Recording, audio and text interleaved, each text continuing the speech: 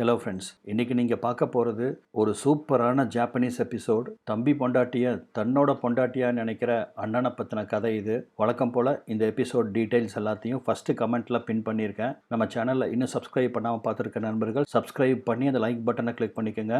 அப்போ தான் இந்த மாதிரி வீடியோஸ் எல்லாம் நான் போடும்போது உங்களுக்கு நோட்டிஃபிகேஷன் வரும். போகிற போக்கில் அப்படியே அந்த லைக் பட்டனை தட்டி விட மறக்காதீங்க. எபிசோட் ஸ்டார்டிங்லேயே ஒரு பழைய காலத்து வீடை காமிக்கிறாங்க. அந்த வீட்டை பார்த்தாலே தெரியுது அந்த வீட்டில் இருக்கிறவங்களாம் ரொம்ப வறுமையில் இருக்காங்க அப்படின்னு.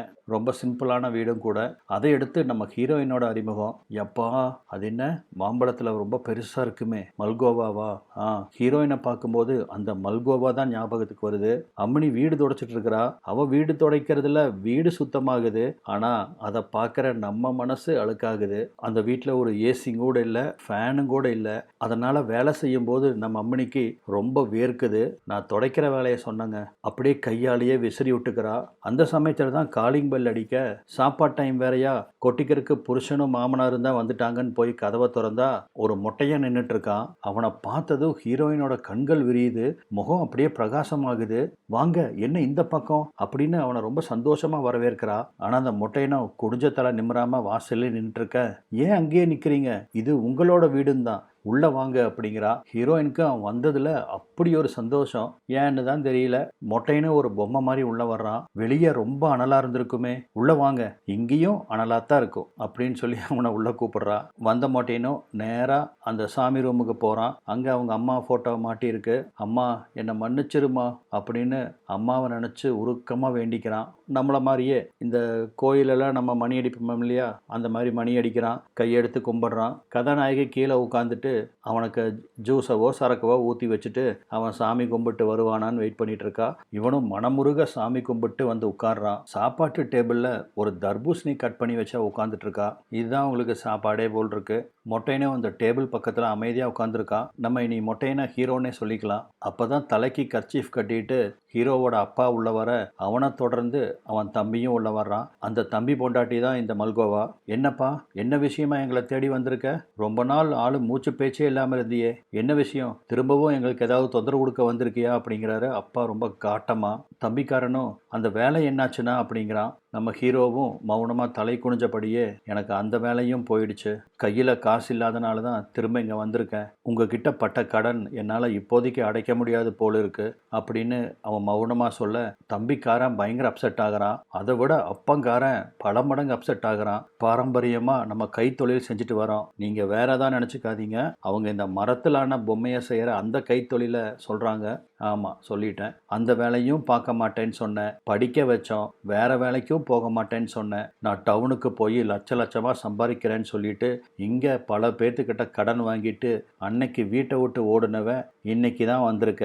கேட்டால் வேலை இல்லை, கையில் காசு இல்லை. போதும்டா, ரெண்டை பெற்று ஒன்று எனக்கு இல்லைன்னு நான் நினச்சிக்கிறேன். ஏதோ உன் தம்பி அந்த கைத்தொழில் பண்ணுறதால தான் இந்த குடும்பம் ஓடிட்டு இருக்கு, அதையும் பங்கு போட வந்துட்டியா அப்படின்னு மாமனார் பயங்கரமாக அவரோட வெறுப்பை காட்டுறாரு. ஆனால் நம்ம ஹீரோயின்கோ, என்னது இது, வீட்டுக்கு வந்தவரை இப்படியா பேசுறது அப்படிங்கிறா. அவன் பண்ணிட்டு போன பிரச்சனைக்கு இந்த அளவுக்கு அவனை உட்கார வச்சுட்டு பேசுறது பெரிய விஷயம், பார்த்துக்கோ அப்படின்னு சொல்லிட்டு அவர் எந்திரிக்க, எங்க போறீங்க அப்படின்னு ஹீரோயின் கேட்குறா. எங்க வா, நம்ம வீட்டில் பீரு தீந்து போச்சு, போய் வாங்கிட்டு வர்றேன், புதுசா வந்த இந்த தண்ட கருமாந்திரத்துக்கு கொடுக்க வேண்டாம் அப்படின்னு அவரோட உச்சபட்ச வெறுப்பை காமிச்சிட்டு அங்கிருந்து போறாரு. நம்ம ஹீரோயினுக்கு எல்லாரும் ஹீரோவை மட்டம் தட்டி பேசுறது கொஞ்சம் கூட பிடிக்கல. ஒரு மனுஷனுக்கு வேலை இருந்தா தான் மதிப்பாங்க போல இருக்கு அப்படின்னு நினைக்கிறா. உண்மை அதுதானே, எவ்வளோ நல்லவனா இருந்தாலும் கையில் காசு இல்லைன்னா அவன் செல்லா காசு தானே. அன்னைக்கு நைட்டு நம்ம ஹீரோ ஃபோனில் ஏதாவது வேலை கிடைக்குமான்னு மும்முரமாக தேடிட்டு இருக்கான். இப்போ படுத்துட்டு இருக்க நம்ம ஹீரோயினை காமிக்கிறாங்க. அப்படியே முகம், கழுத்து, மார்புன்னு எல்லா இடத்துலையும் வேர்த்து பூத்து படுத்திருக்கா. பக்கத்தில் படுத்திருக்கிற அவள் புருஷன் கையில் வச்சிருக்கிற ஒரே ஒரு விசிறியில் அவனுக்கு மட்டும் காற்று விசிறிக்கிறா. ஹீரோயின் தூக்கம் வராமல் புரண்டு புரண்டு படுக்கிறா. ரொம்ப புழுக்கமாக இருக்கும் போல இருக்கு, அவளால் தூங்கவே முடியல. அந்த சமயத்தில் தான் புருஷனுக்கு பின்பக்கத்தை காமிச்சிட்டு படுத்திருந்த பொண்டாட்டியை புருஷங்காரன் திரும்பி பார்க்குறான். அவனுக்கு அங்கே ஷாக் அடிச்சிருக்கும் போல இருக்கு. மெதுவாக அவள் பக்கத்தில் வந்து அவள் மேலே ஏறுறான். என்னை விடு அப்படின்னு சொன்ன பொண்டாட்டி, இன்னைக்கு பாருக்கு போல வழக்கம் போல் நீ சம்பாதிக்கிற அந்த 5-10 பாரில் போய் சரக்கு அடிச்சுட்டு அங்கே இருக்கிற பொம்பளைகளுக்கு கொடுத்துட்டு வருவியே, இன்னைக்கு ஏன் போகல, அந்த 10 ரூபாயும் சம்பாதிக்கலையா அப்படின்னு கேட்குறா. அவளுக்கு செம்ம காண்டு. இந்த புருஷன்காரன் தினமும் பாருக்கு போய் சரக்கு அடிச்சுட்டு அங்கே இருக்கிற விபச்சாரி கூட படுத்து எந்திரிச்சிட்டு கையில் இருக்கிறது எல்லாத்தையும் தொலைச்சிட்டு தான் வருவான். இவனை போயா அவங்க அப்பா நல்லவன்னு சொன்னா, ஏய் சாரிம்மா, நான் பண்ணுறதெல்லாம் தப்புன்னு எனக்கு தெரியுது, நான் கொஞ்சம் கொஞ்சமாக அதெல்லாம் நிறுத்திக்கிறேன், என்னை நம்பு அப்படின்னு சொல்லி அவளை எப்படியோ கன்வின்ஸ் பண்ணி மேலே ஏற ஆரம்பிச்சிட்றான். நம்ம ஹீரோ வெராண்டாவில் தான் படுத்திருக்கான் போல இருக்கு. அவனும் சூடு தாங்காமல் வேர்த்து பூத்து தான் படுத்துட்டு இருக்கிறான். அந்த சமயத்தில் தம்பி ரூம்ல இருந்து தம்பி பொண்டாட்டி அணத்துற சத்தம் கேட்குது. இவனும் அவங்க நிறுத்துவாங்கன்னு பொறுமையாக படுத்திருக்கான். ஆனால் அவங்க நிறுத்துற மாதிரி தெரியல. ஒரு கட்டத்தில் தம்பி பொண்டாட்டியோட முனங்கள் ரொம்ப அதிகமாக நம்ம ஹீரோவால் அங்கே படுக்க முடியல. ஏன் பூனைக்குட்டி மாதிரி இவ இப்படி முனங்குறா அப்படின்னு சொல்லிட்டு எந்திரிச்சு மெதுவாக வந்து சாத்தியிருந்த ஜன்னலை மெதுவாக ஓப்பன் பண்ணி உள்ள என்ன நடக்குது அப்படின்னு பார்க்குறான். பொண்டாட்டி என்னை விடுன்னு சொல்ல, புருஷன்கார அவளை வலுக்கட்டாயமாக ஏற, இந்த மாதிரி நடந்துட்டு இருக்க. மொட்டையனுக்கு தான் இந்த மாதிரி சுகமெல்லாம் எதுவும் கிடைக்கலையே, அவனுக்கு வேலையை தேடி ஓடுறதுக்கே காலம் சரியா போச்சு, அப்புறம் எங்க கல்யாணத்தை பற்றி நினைக்கிறது, இன்னைக்கு வரைக்கும் தனிக்கட்டை தான். அதனால் இதையெல்லாம் பார்த்து ரொம்ப சூடேறி போய் உட்கார்ந்துருக்கான். அந்த விரக்தியிலேயே ஹீரோ காலையிலும் அப்படியே உட்கார்ந்துருக்க. என்னதான் அப்பாவும் தம்பியும் அவனை கேவலப்படுத்தினாலும் அவமானப்படுத்தினாலும் அவனுக்கு போகிறதுக்குன்னு வேற இடம் இல்லை. இருக்கிறது இந்த ஒரு வீடு. என்னடா நம்ம வாழ்க்கை இப்படி ஆயிடுச்சே அப்படின்னு யோசிச்சுட்டு இருந்தவன் அப்போ தான் பார்க்குறான் நம்ம ஹீரோயின் குனிஞ்சு தரையை தொடச்சிட்டு இருக்கா. நேற்று குச்சியில் தொடச்சிட்டு இருந்தா, இன்னைக்கு குனியவே ஆரம்பிச்சிட்டாளா. இவளுக்கு பார்த்தீங்கன்னா கொஞ்சம் வேலை செஞ்சாலே பயங்கரமாக வேர்த்துக்குது. அப்போ இவ்வளோ வேலை செய்யும் போது எவ்வளவு வேர்க்குன்னு பாருங்க. சதா சர்வ காலம் கையாலேயே விசிறிக்கிறா.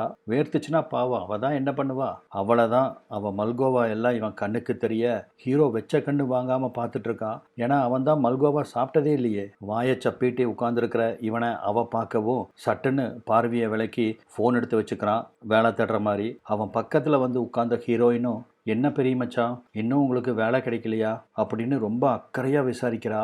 இல்லை அப்படின்னு மட்டும் அவன் தலையாட்ட, ஓ அப்படியா, கவலைப்படாதீங்க பெரிய மச்சான், சீக்கிரத்தில் உங்களுக்கு வேலை கிடைக்கும் அப்படின்னு அவள் சொல்கிறா.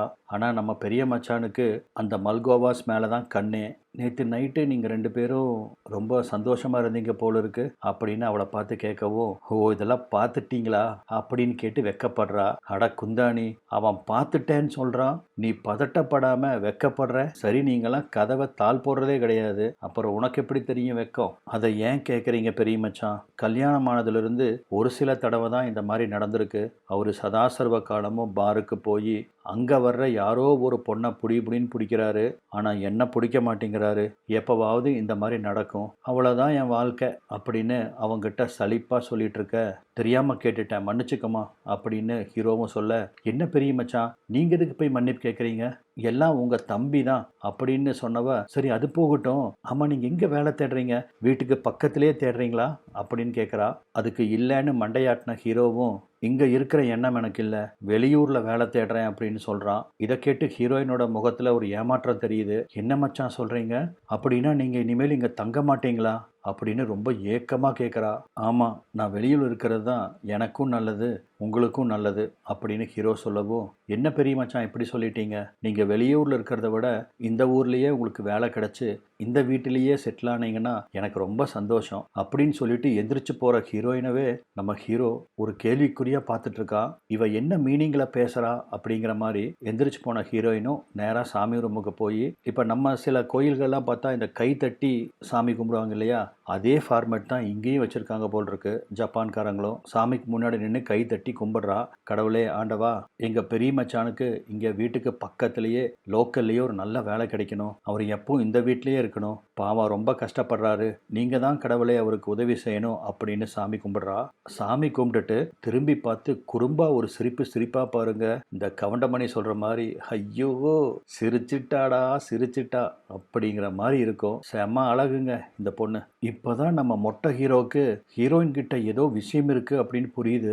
எந்திரிச்சு வந்தவன் நம்ம ஹீரோயினை பின்னாடி இருந்து கட்டி பிடிக்கிறான். ஐயோ என்ன பெரிய மச்சான் கட்டியெல்லாம் பிடிக்கிறீங்க, வேண்டாம் மச்சான், என்னை ஒன்றும் பண்ணிடாதீங்க மச்சான், என்னை ஒன்றும் பண்ணிடாதீங்க மச்சான் அப்படின்னு என்னை ஏதாவது பண்ணுடா அப்படின்னு அவங்ககிட்ட சொல்லிட்டு இருக்கிறாவோ. அப்புறம் என்ன, நம்ம மொட்டையாரு இத்தனை வருஷமா சாப்பிடாத அந்த மல்கோவா மாம்பழத்துகளை ருசிச்சு சாப்பிட்றான். அதை மட்டுமா, மல்கோவா கொடுத்ததுக்காக ஹீரோயின் உண்டியில் காசும் போட்டுடுறான். இப்போ அடுத்த சீன்லேயே துணியெல்லாம் விலகியிருக்க ஹீரோயின் அதையெல்லாம் சரி பண்ணிட்டு, ஏன் பெரிய மச்சான் என்ன உங்களுக்கு ரொம்ப பிடிக்குமா? ஆனால் நம்ம மொட்டை ஹீரோ அதுக்கு பதில் சொல்லாமல் வழக்கம் போல தலையை குனிஞ்சுக்கிறான். எப்பா இந்த சத்தமாக பேசுகிறவனுங்களை நம்பலாம், ஆனால் இந்த முணுக்கு முணுக்குன்னு ஆகுனா தலை குனிஞ்சுக்கிறானுக்குவாரு, இவனுங்களை மட்டும் நம்பவே கூடாது. பண்ணுறதெல்லாம் பண்ணிட்டு ஒன்றும் தெரியாத பால் குடிக்கிற குழந்தை மாதிரி மூஞ்சி வச்சுக்குவானுங்க. அந்த மாதிரி தான் நம்ம ஹீரோ. அவங்ககிட்ட இருந்து பதில் வராததால, என்ன பெரிய மச்சான் எனக்கு பதிலே சொல்ல மாட்டேங்கிறீங்க, என்னை ரொம்ப பிடிச்சதால தானே இப்படி பண்ணுனீங்க, இல்லை என்னை பண்ணணும்னு மட்டும் நினச்சி பண்ணுனீங்களா, சொல்லுங்க பெரிய மச்சான் அப்படின்னு அவ கேட்குறா. ஆனாலும் இந்த அழுத்தக்காரன் வாயவே திறக்கலையே. நல்லா அவளை புடி புடின்னு பிடிச்சிட்டு எப்படி உட்காந்துருக்கான் பாருங்க, பொலி மூட்டையாட்டா. இப்போ அடுத்த சீன்லயே கண்டபடி கேவலமாக பேசிட்டு போன அப்பா பீர் வாங்கி வச்சிருக்க, அந்த பீரை ஒரு டம்ளரில் ஊற்றி ஹாயாக குடிச்சிட்டு நம்ம ஹீரோ உட்காந்துருக்க. ஹீரோயின் துணி மாற்றிட்டு கையில் ஒரு தர்பூசணி பழத்தட்டோட வந்து உட்கார்றா. ஹீரோவை குறும்பாக பார்த்து சிரிக்கிறா. ஆனால் ஹீரோவோ தேவையில்லாமல் எந்த கமிட்மெண்ட்லையும் மாட்டிக்க கூடாது. ஏன்னா அவனுக்கு வேலையும் இல்லை, சம்பாத்தியமும் இல்லை. இந்த பிள்ளைய தள்ளிட்டு போய் என்ன பண்ணுவான்? என்னதான் அவளுக்கு இவனை பிடிச்சிருந்தாலும் இவளுக்கு அவனை பிடிச்சிருந்தாலும் கையில் காசு இல்லாமல் ஊரை விட்டு ஓடி போய் என்ன பண்ண முடியும்? அதனால தான் நம்ம ஹீரோ மௌனமாக இருக்கான். எந்த விதமான கமிட்மெண்ட்டும் ஹீரோயினுக்கு கொடுத்துடக்கூடாது அப்படின்னு. மற்றபடி அவள் தம்பி பொண்டாட்டி அப்படிங்கிற அந்த எண்ணத்தினாலெல்லாம் இல்லை. மெல்ல அவ கையை தொட பக்கத்தில் கொண்டு போகிறான். ஓ அடுத்த ரவுண்டுக்கு ரெடி ஆகிறான்னு பார்த்தா பக்கத்தில் இருக்கிற தட்டில் இருக்கிற அந்த தர்பூசணியை எடுத்து கடிக்க ஆரம்பிக்கிறான். ஏண்டா நீங்கள் 3 வேளையும் தர்பூசணியே சாப்பிட்டு காலத்தை ஓட்டிடுவீங்களாடா, சாப்பாடு சாப்பிட்ற வேலையே இல்லை போல் இருக்கு. ஹீரோயின் அவனவே பார்த்துட்டு இருக்கா. இவனும் அப்பப்போ தர்பூசணியை ஒரு கடி, ஹீரோயினை ஒரு லுக்கு அப்படின்னு உட்காந்துட்டு இருக்க. இப்போ ஹீரோயினும் அந்த தர்பூசணியை எடுத்து கடிக்க ஆரம்பிக்கிறா. க்ளோஸ் அப்பில் இப்போ அவளை காமிப்பாங்க பாருங்க. சில படங்கள்லாம் மேட்ரு இருந்தால் தான் டிஷ்யூ பேப்பர் தேவைப்படும். ஆனால் இந்த படத்தை பொறுத்த வரைக்கும் ஹீரோயின் கொடுக்குற ரியாக்ஷனுக்கே டிஷ்யூ பேப்பர் தேவைப்படும்னா பார்த்துக்கோங்க. ஏமா தர்பூசணியை இப்படித்தான் சாப்பிடணுமா, இத்தனை வருஷமா எங்களுக்கு தெரியாம போச்சே அப்படின்னு நமக்கே தோணும். அந்த மாதிரி சாப்பிடுவாவ. 2 பேரும் திரும்பவும் பார்வையை பரிமாறிக்கிறாங்க.